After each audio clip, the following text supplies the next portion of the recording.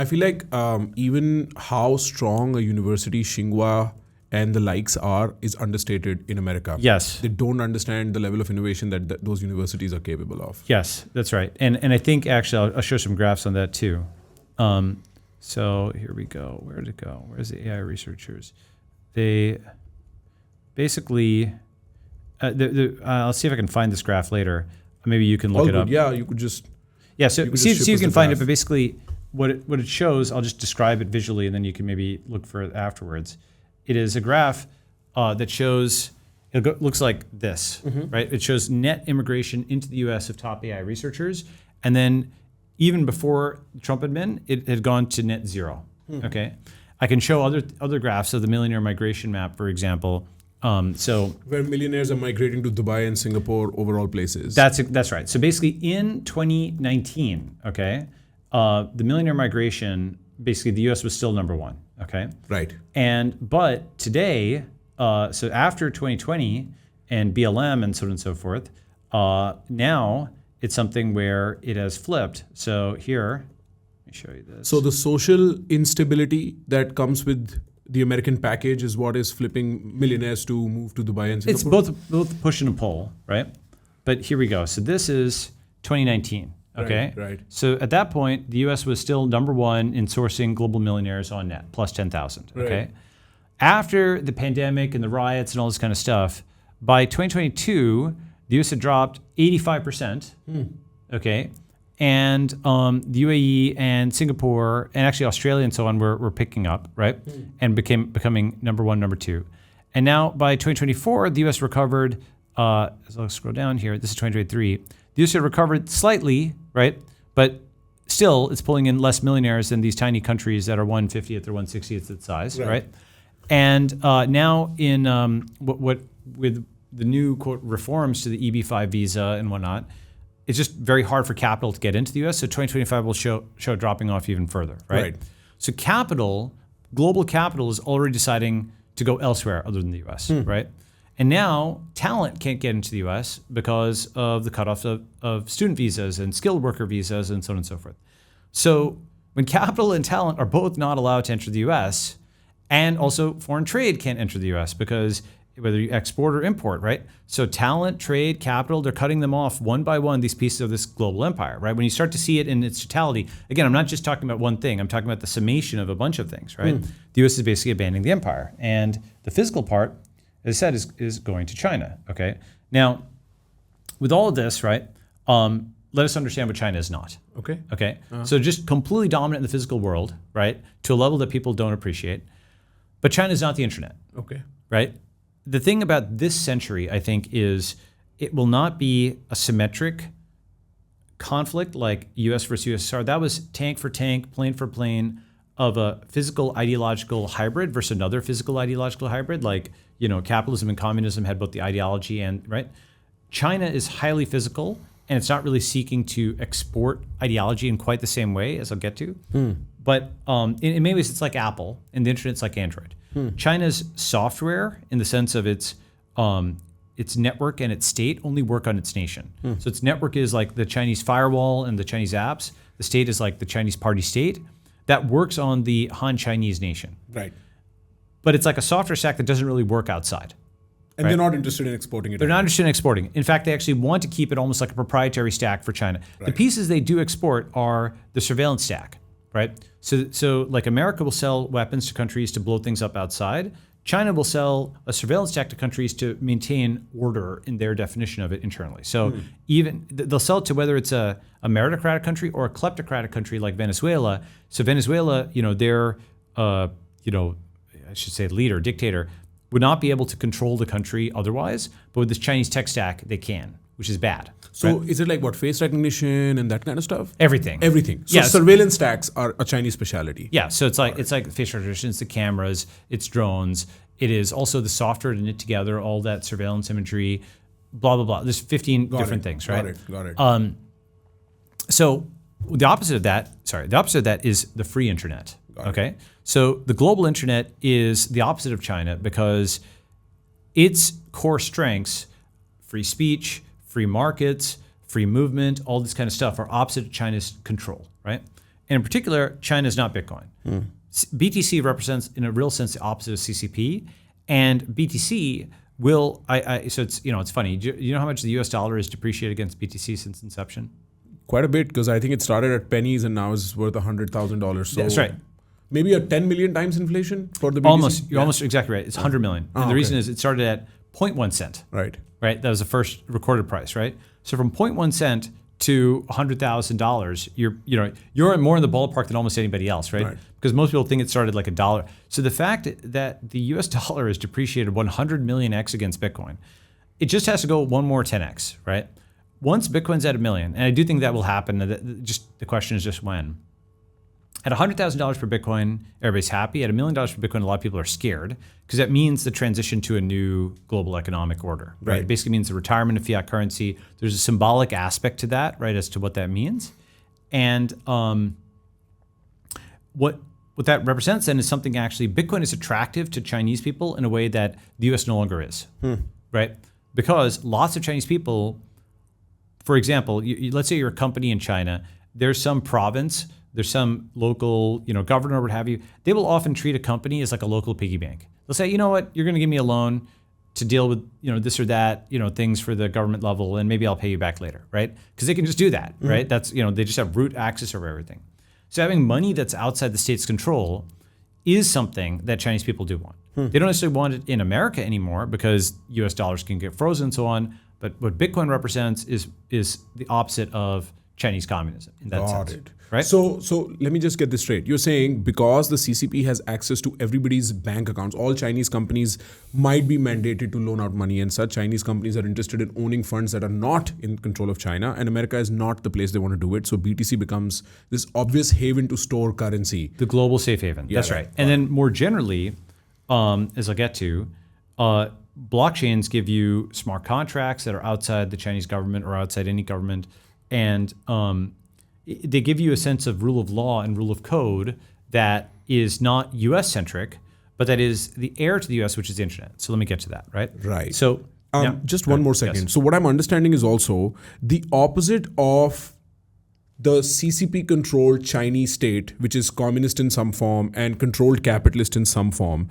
but at the core centralized, is the Bitcoin crypto internet universe, which is an heir to the American values of free speech, free market, free trade, but is not the American state and so does not carry the weight of the American state and politics and sort of American civil conflict with it. That's right. Right. Yes, that's right. Now, the civil conflict will be a part of this. That is to say, in the sense that this will play out in North America.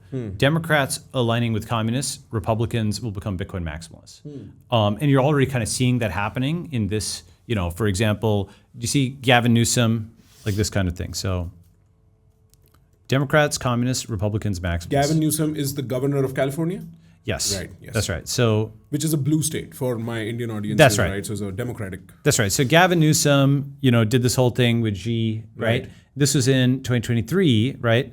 And, you can go and read this article, Only Newsom Can Go to China, right? And basically Gavin Newsom, he went to China and he said, he's willing to be China's long-term stable and strong partner. Got it. It sounds very odd to the Indian ear. Yeah. Right. So basically the reason is that Newsom, Democrats are more likely than Republicans say U.S. and China can cooperate on key issues. There's these articles like by Democrats that say China was correct on free speech, control of free speech. Right? Really? So yes. This is what, New York Times? I'm not surprised. Even worse, right? I'm not surprised. Yes. So now, by the way, Democrats and communists work together in history. Now, the difference is this time the communists would be in the leadership seat and the Democrats would be subsidiary, rather, right? Right. So the thing about this is, Xi understands, the U.S. enough, right? By the way, back in the 80s, Democrats proposed to tie up with the Soviets, right? So the Democrat-communist thing has gone back very far, right? And in a deep sense, the big difference is, I had this one-liner that I thought was good. Essentially, if Republicans want to be part of the most powerful nation, Democrats want to be part of the most powerful state. Okay, so Democrats are wired differently from Republicans. Republicans want to be part of like a tight-knit community that organically scales from baseball and hot dogs to aircraft carriers and world domination. Democrats are fine with becoming senior administrators of a multicultural, multi-ethnic, and multinational global empire. The conflict over, in the 2020s, early 2020s, between Democrats and communists was who would administer this global empire, right? Now that Democrats have lost that, right, they're folding into China, okay? And so I showed you the Newsom one, but I'll show you some others. So, for example, I'll give you a thought on that in the meanwhile. Go ahead. Yes. I have told my American friends time and again that the right signal on China is to be received from India because India is a territorial neighbor to China. So we almost have a sixth sense to what China is doing that America does not because it's so far away very often. And there are rumors going around for quite some time that the Canadian Parliament is infiltrated with Chinese money, for instance, which is very similar to the democratic model of running a country. They're very liberal in that way. And not just that, but there might be some European states that are filtering in Chinese money. And so there's a very real danger of shadow Chinese ideological occupation in these Western nations that I don't think America has woken up to yet. Yeah. So I think, they have now. So they're definitely doing a lot on anti-China stuff and whatnot in the U.S. Right. I'd argue they're even taking it to the point of, like the 240% tariffs and so on and so forth, right? So I think there's a smart way of dealing with it and there's a dumb way of dealing with it, right? The smart way of dealing with it is to recognize, for example, you analyze your supply chain and you say, we want these specific things to be nationally sovereign, and so therefore we're going to allocate capital towards that and even produce at a loss because we need that. And the dumb way is to say tariffs on everything, including French, wine and Canadian maple syrup and whatnot, right? If the issue is China, then deal with China, not tariff on everybody or whatever. Anyway, so, and even with subversion or surveillance, if Chinese Americans are a big percentage of like AI researchers, do you want to alienate them? Probably not, or maybe they are doing that and they just want to take the hit on that. Who the hell knows, right? But I think it's a hard problem to solve, right? The reason is that China's economic clout is growing to such an extent that it's hard to do business without them. Right. But the internet is the alternative. But you also can't bully them with tariffs at all. You can't. Like. Yeah. That's right. They're too strong, right? They are the stronger party from the supply chain side of things. That's exactly right. Yes. That's right. And they have only 16% of their revenue goes to the U.S. This is the thing is the U.S. needs China much more than China needs the U.S. Right. So let me show you that. And so it would be very natural for the United States to consider de-risking themselves from China by occupying other supply chain networks. Yeah, but they don't have the domestic productive capacity anymore. No, they don't. And the demographic dividend, the fertility rate keeps falling, so your population gets replaced over a period of time. Yes, but that's a longer term thing. We can talk about that. Sure. Yes. So let me show you with other countries. Okay, so this is here. This just to quantify it, right? This is China's exports by region as of 3 years ago, and the U.S. was down to like 16%. So they were prepared for China was caught by surprise by the trade war in 2015. They're not caught by surprise; they're completely prepared for it, right? So, so essentially, the idea that one can physically beat China, I don't think is right. So let me talk about how you can at least balance China, not necessarily beat China. And is this where the idea of the network state comes exactly. in? Exactly. That's right. So, all right. So, the internet century. Right. Okay. Now, the thing is that the single most important force on the entire world, and still underestimated, is the global internet. Because what do you do when you wake up first thing in the morning? Go onto my Instagram and look for fish for notifications. Okay, that's right. That's the answer. That's right. You check your phone, right? Or even if you're going and working out, you've got your Fitbit, you've got your Apple Watch. You play your music. You play your music. Stuff, exactly. That's right. And if you've got like some sleep monitoring thing or something like that, you're on the internet 24 hours a day. Right. If you have an AI agent, it's 24 hours a day plus because they're doing work for you. Right. And in a real sense, my ideology, how I think about things is internet first. Okay. And one way to think about this is like the rise of the global internet is similar to the rise of China. It's kind of over the similar kind of time frame, right? Especially post 1991, boom, both, right? And the rise of global internet, the key moment was 1991, the NSF acceptable use policy was repealed because that meant only academics could be running basically websites and so on and so forth. After 1991, commercial traffic was allowed on the internet. .coms in our modern sense were allowed. That was a regulation. This is, again, the regulatory status to get to. Right. That shift of that regulation is what led to Google and Facebook and so on. And the reason that they only wanted to keep an educational and military network in the 80s, they said, if we allow commercial traffic on the internet, there's going to be malware and porn and scams and so on. And they were right, okay? Yeah. Right? Right. But we also got all these amazing .coms and so on. Obviously, I think the benefit was worth the cost, okay? So now every transaction, every communication is basically online. I mean, and that was not the case when probably you were a child, right? You actually used physical cash. So you probably had physical mails at some point, right? Now nobody writes letters, it's all email, okay. But despite the fact that 99% of transactions and communications are online, we still don't think of the world in internet first terms. And the reason for that is there's still some institutions that are not being remodeled as internet first. For example, the presidency, the currency, the militaries, the universities, the equities, these still have fiat or offline components. But even still, the president is tweeting all the time, right? The military is drones, right? The currency is becoming cryptocurrency. The equities are, as I'll get to, cryptos, for example, are now the number 4 stock market in the world. It will become the number 1. So only NYSE, NASDAQ, and Shenzhen are bigger than crypto, right? And that's going to change soon. And the universities, those are declining very rapidly, American universities. And again, the future is in China or on chain. Let me show you Chinese universities. You mentioned Tsinghua, right? I didn't actually show this. So basically, I don't think Indians understand how difficult it is to get into Tsinghua. It's hard. Probably the hardest university exam in the world. Yeah, it's very hard. Yeah. Harder than Harvard or IITs or any of them. There's many graphs that look like this, okay, where China's flipped in research papers and so on and so forth, right? And the thing is that for a long time, this was it citation fakery and so on and so forth. And no doubt that's rampant.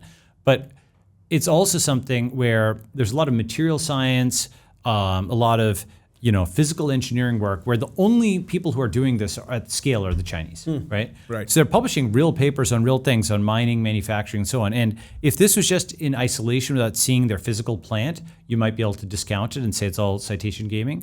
But when you see their physical plant, it makes a lot of sense. So in many ways, this is what I mean by China is like one heir to the American empire.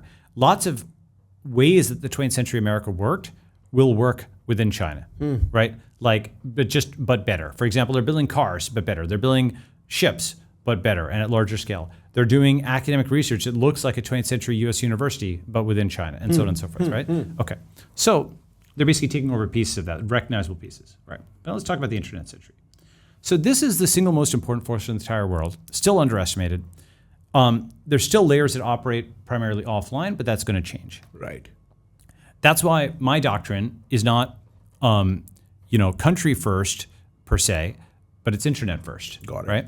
And the reason is that that's both a technological idea, like mobile first, and it's a political one, like country first. So people will say, I'm a mobile first developer, right? Or AI first, right? I think about something. The first thing I think about with an app is like what the AI angle is on it, or the mobile angle is on it, right? Sure.